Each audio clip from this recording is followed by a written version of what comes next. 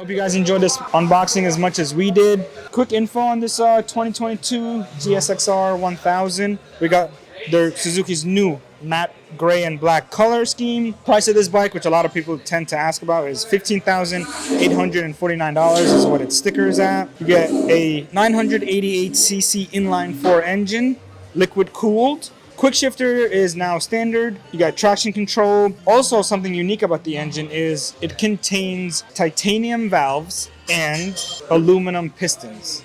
You also get riding modes. Rain mode, you can control different power modes. The gas tank is about 4.2 gallons. Horsepower figures, it comes to the US and Europe restricted. A lot of sources have claimed 199 horsepower. What you get with this bike as part of the engine is what Suzuki calls Suzuki composite electrochemical material. It's a material that Suzuki basically sprays on top of the cylinders. It's a coating that is integrated to the crankcase to reduce friction and improve heat and durability to the engine. We do sell parts here, slip-ons, full systems. We also do dyno tuning.